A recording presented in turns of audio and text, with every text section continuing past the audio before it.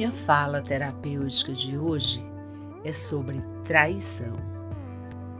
Eu sou Luíse Madeira, psicóloga, gravando para o canal New Me. Traição é um tema essencial. O tempo passa, os conceitos mudam, mas é incrível. Um casal lidando com traição no meu consultório em 2020 em quase nada difere, em termos de dinâmica e sentimentos, de um casal lidando com traição no meu consultório nos anos 80. Esta fala terapêutica é uma proposta de compreensão desses sentimentos, porque eu acho que compreender sentimentos nos faz pessoas melhores e nos confere competência para viver com menos ansiedade. Eu vou começar definindo traição. O ano era mais ou menos 2006, quando eu fui obrigada a definir traição no meio de uma sessão de casais. Foi uma das primeiras crises conjugais de natureza digital que eu atendi na clínica. Ela foi instalada por causa de um scrap no Orkut. Parece tão antigo, mas só é antiga mesmo a rede, porque as crises pessoais dos parceiros são ainda extremamente iguais. Era um casal heterossexual e o relato da traição era dela. Lou, eu fui traída porque o meu marido teve conversas de conteúdo erótico com outra mulher e tudo indica que teve um encontro, embora ele negue. Ele insistia em dizer que aquilo não era traição, porque não tinha havido sexo. Aí eu me lembro, no meio da discussão deles, ele se virou para mim e perguntou energicamente: Luíse, o que é traição?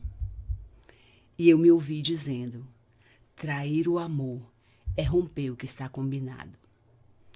Isso gerou um grande impacto na sessão. E já tem quase 15 anos e eu ainda penso a mesma coisa. Traição é quebrar os pactos do relacionamento, romper os combinados, sejam esses combinados formais ou tácitos. Pensando nisso, eu me lembrei de uma música do Ney Matogrosso, Sangue Latino, do final dos anos 70, eu acho, que tem um trecho perfeito que cabe aqui. Rompi tratados, traí os ritos. Quando se rompe os tratados, o vínculo é traído. Por essa definição, dá para a gente deduzir de cara que a resposta do que é traição muda de casal para casal. Então, considerando esse conceito, eu vou mencionar nesta fala terapêutica 13 constatações que eu fiz nesse longo tempo da minha vida trabalhando na clínica dos vínculos amorosos. Poderiam ser mais, mas eu escolhi as mais relevantes para não alongar a minha fala. Vocês conseguem imaginar quantos casais já estiveram diante de mim para resolver questões decorrentes de uma traição? Eu fiz uma soma fictícia, mas com muita probabilidade de ser real. Eu acho que já tratei, contando com os que trato no momento, mais de 1.250 casais buscando soluções para um vínculo amoroso fragmentado por uma traição. Essas constatações que vou organizar nesta fala terapêutica nada mais são do que as coisas que aprendi nas repetições dos sentimentos dessas pessoas que choraram suas dores de traição diante de mim. Eu vou pedir licença para nomear os personagens das histórias como traidor e traído, só para tornar a fala mais didática e fácil de ser compreendida, já que sempre me referirei a esses dois papéis, e eles sempre serão diferentes e antagônicos em termos de narrativas psíquicas. Então, vamos às constatações. Constatação número 1. Traição é uma coisa muito grave e extremamente desestruturante.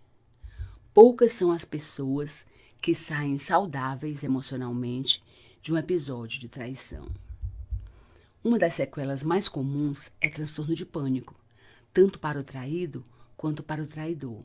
Sobre transtorno de pânico, quando uma pessoa chega ao meu consultório com essa hipótese diagnóstica, nas conversas sobre a história de vida dela, eu encontro com muita frequência um grande dilema, que é a vivência recente de ter tido que se definir entre duas situações, uma ruim e outra péssima. Como se não bastasse escolher entre o ruim e o péssimo, a pessoa ainda viveu a impossibilidade de ter recursos psíquicos para discernir o que são as duas opções, qual é a ruim e qual é a péssima. Portanto, todo casal que viveu um episódio de traição viveu o dilema maior da biografia de um amor, que é escolher romper ou continuar. Duas coisas bem difíceis depois de uma vivência dessa natureza. Então, traição é muito grave, porque instaura nas histórias de todas as pessoas envolvidas o massacre da culpa, a destruição da autoimagem e o desespero em relação ao futuro. Constatação número 2. Traição não é culpa do traído, é uma decisão do traidor. É muito comum a pessoa que foi traída se sentir culpada pela traição, e isso eu acho bem pesado. No passado, eu imaginava que, como a maioria das traições era praticada pelos homens, a explicação desse peso emocional que a parceira sentia se explicava pela vocação sociocultural feminina para a culpa. Até o dia em que, há alguns anos, eu atendi pela primeira vez um casal em que a mulher é que tinha cometido a traição. Sim, isso era totalmente novo para mim. Não porque as mulheres não traíam, não era isso. Era porque muito poucos homens aceitavam a ideia de fazer uma terapia de casal para tentar manter o casamento depois de uma traição feminina. Isso já mudou muito, mas ainda não posso dizer que vejo nos homens um traço de resiliência marcante nesse aspecto. Poucos homens se dispõem a compreender, perdoar e tratar em terapia uma traição da mulher. Sobre esse caso de traição feminina que eu atendi, eu nunca vou esquecer aquelas sessões. Pela primeira vez eu ouvia de um homem as mesmas questões que as mulheres traídas me tinham trazido a vida toda. Lou, eu não consigo dormir imaginando eles dois na cama. Será que ele é mais competente sexualmente do que eu? Com certeza deve ser mais sarado e ter o pênis bem maior do que o meu. Onde foi que eu falhei? Eu me lembro de ter constatado, no atendimento a esse casal, que muitos estereótipos femininos existem apenas porque os homens têm mais dificuldade para investir emocionalmente na manutenção das relações amorosas do que as mulheres. Mas meu ponto aqui é que a pessoa traída precisa trabalhar a possibilidade de abdicar da ideia de que foi ela a culpada da traição. Traição é um ato de vontade. A pessoa que foi traída, tirar a culpa de si mesma é uma atitude madura e de respeito irrestrito pela vontade do traidor. Constatação número 3. Existem relações amorosas de longa duração sem nenhum episódio de traição. E o que determina a fidelidade não é só o caráter do traidor, é mais a qualidade da relação. Sim, existem pessoas que nunca traíram e nunca vão trair. Elas não têm a traição como possibilidade. Estou mencionando isso nesta fala terapêutica porque não tenho nem ideia de quantas vezes já ouvi alguém me dizendo que não acredita que exista fidelidade amorosa. Em todas eu contestei, porque sim, eu conheço pessoas de todos os gêneros que não carregam a traição como solução dos problemas do relacionamento. E o que eu acho delas? Eu as acho mais tranquilas nesse aspecto, só isso. Com o passar do tempo, a gente vai compreendendo mais que é uma sorte nunca ter sido traído e nunca ter escolhido trair. Mas a vida não é um conto de fadas antigo, onde o príncipe e a princesa são felizes para sempre.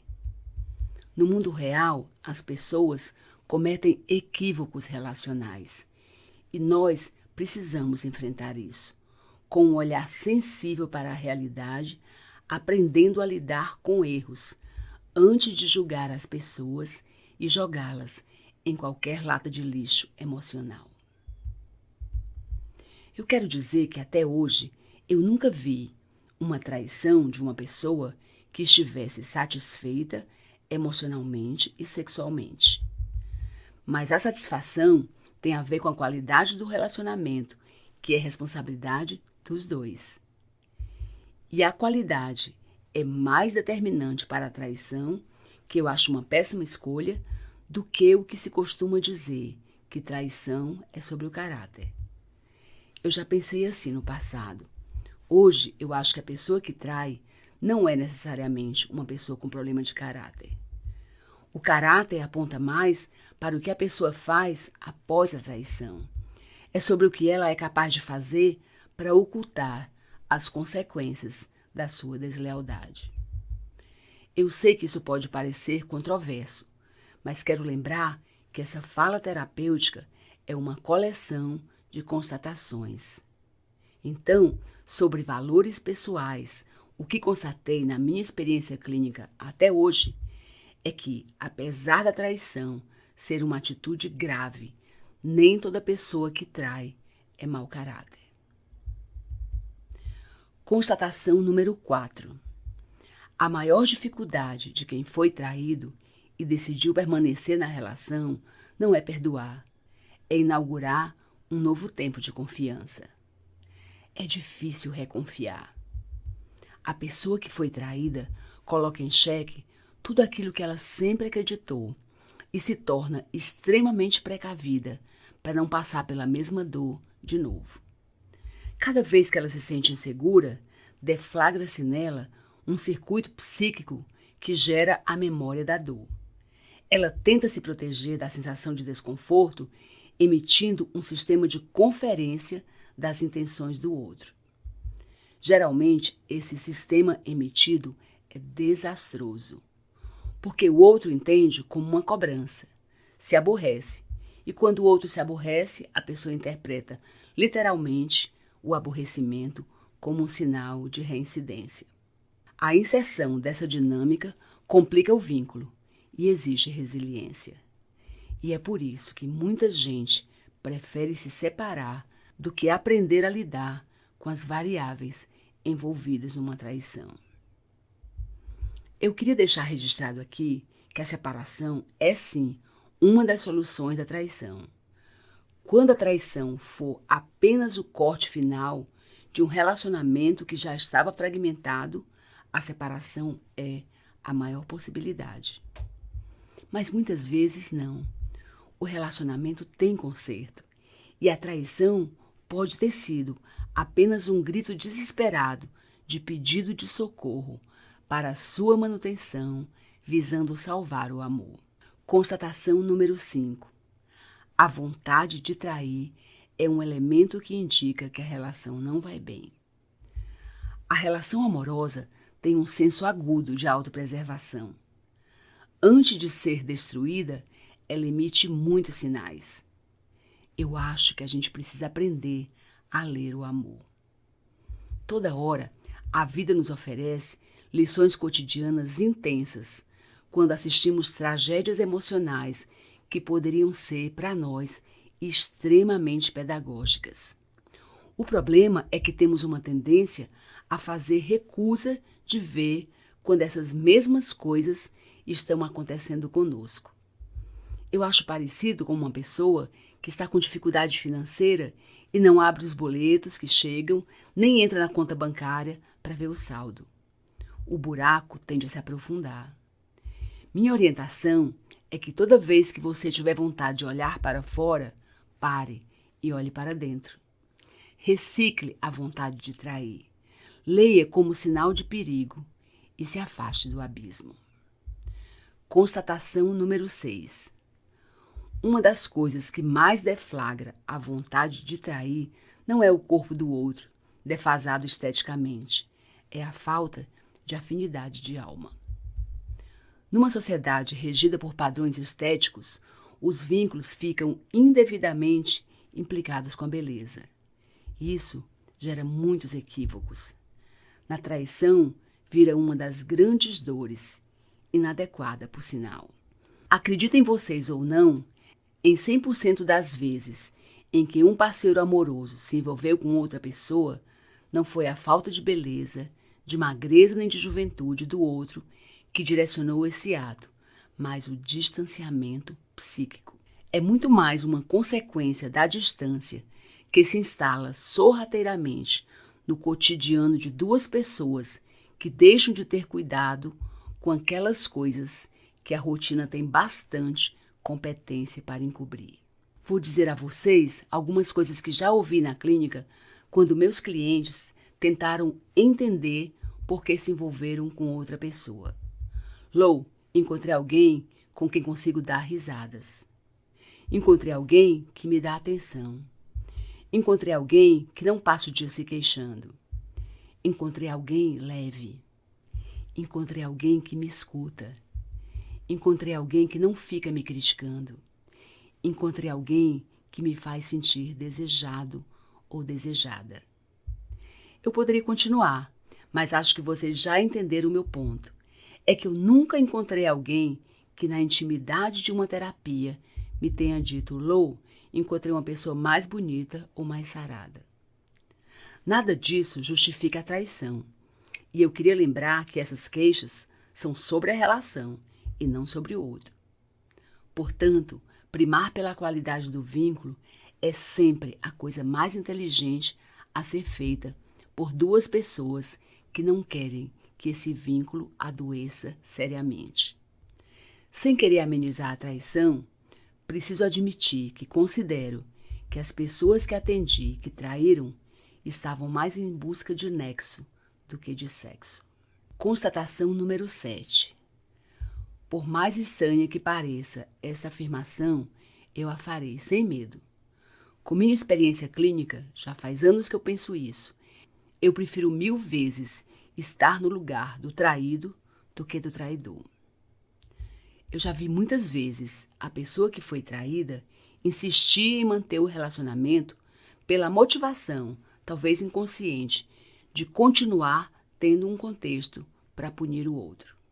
O traidor, muitas vezes, fica fadado a suportar os castigos emocionais para sempre.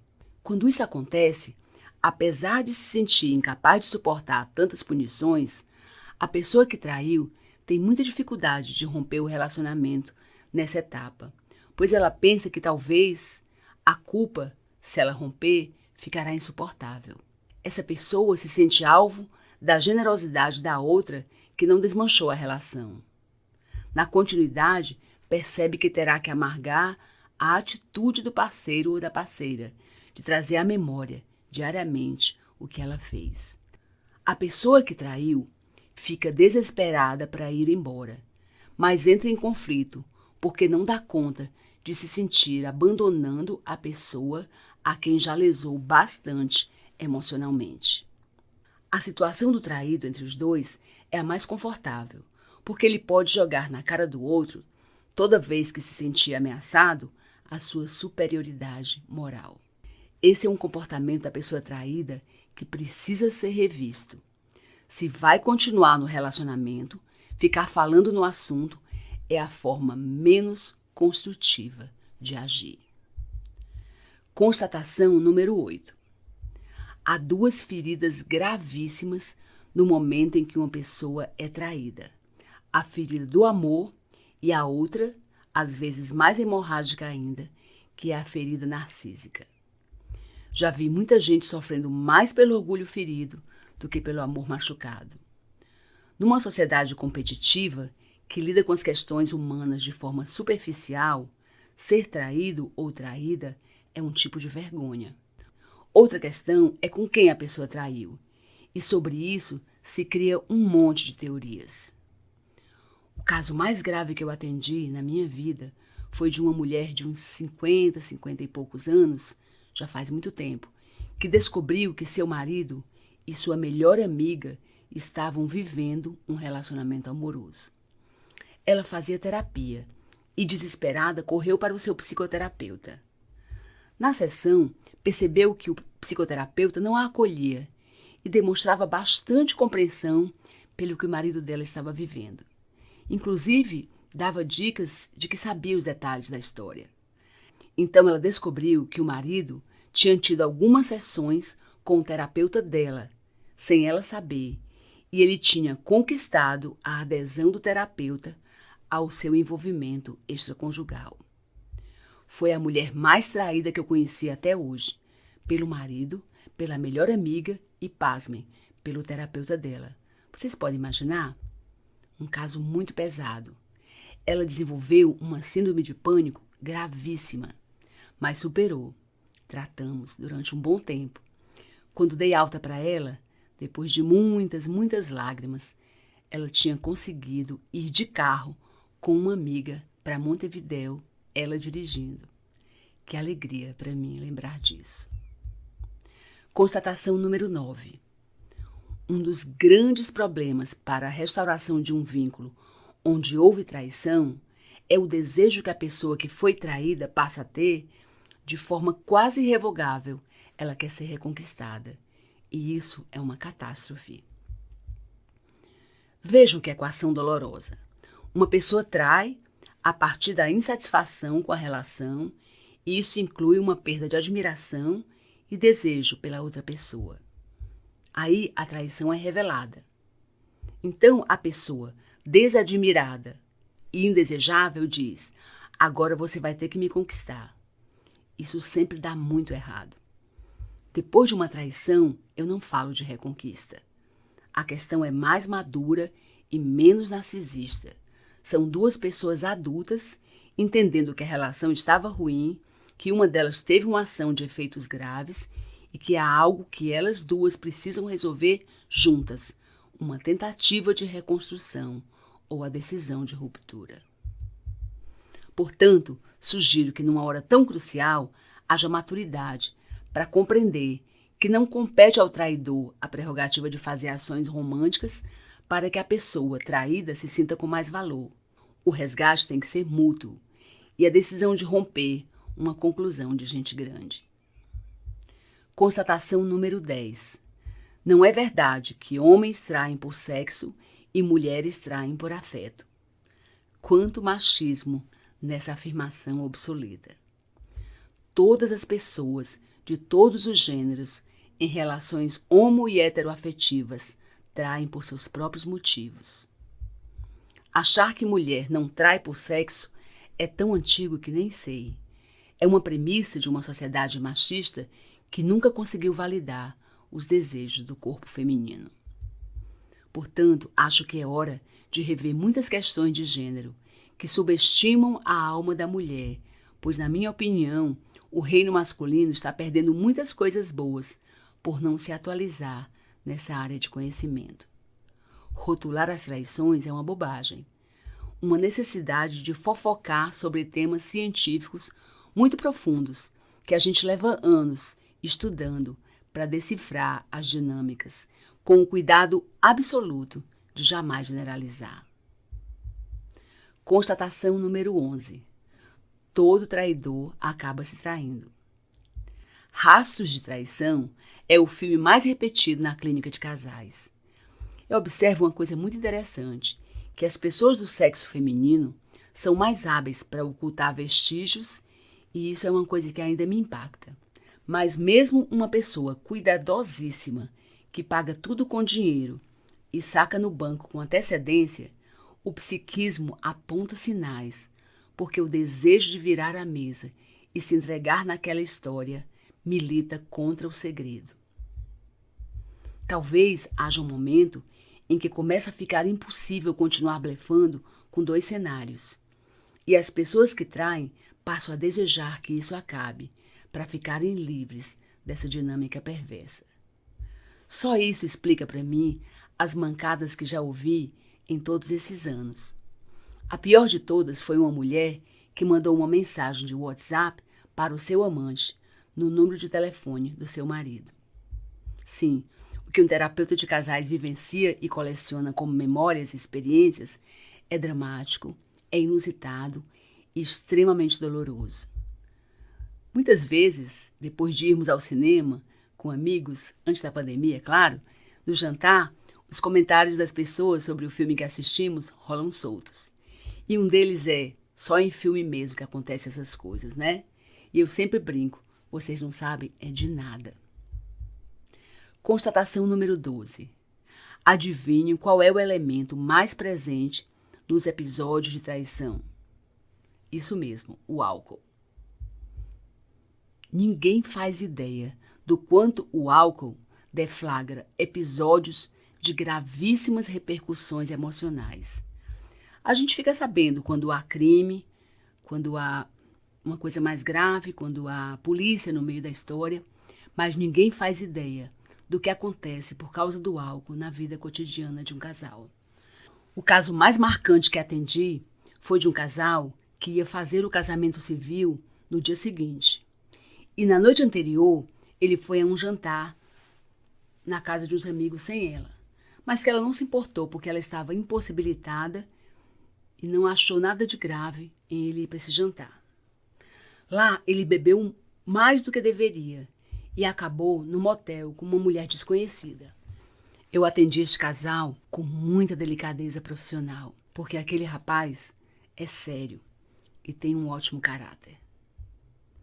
Foi uma sessão belíssima, que eu nunca vou esquecer também. O dilema dela era de ter convicção de que aquele comportamento não era ele. E a dor dele era se sentir tão incrivelmente mal por causa de duas coisas: o seu erro gravíssimo e o amor inquestionável que existia entre eles. O casamento foi adiado, mas eles conseguiram superar. Eu também fico muito feliz quando eu me lembro desse atendimento. Constatação última, número 13. Eu queria terminar esta fala terapêutica dizendo que, apesar de todas essas constatações, um relacionamento pode ser muito, muito bom depois de um episódio de traição, uma ação de arrependimento e uma atitude consciente de perdão. Sim, eu acredito plenamente na grandeza do perdão, independente da gravidade do processo de traição que tenha ocorrido. Assim como uma separação madura e equilibrada pode ser um caminho muito bom de gente adulta que é capaz de discernir que as relações amorosas acabam. E isso definitivamente não é o fim do mundo. Continuar ou romper com maturidade é o caminho para que a vida faça o que ela sabe fazer muito bem: continuar.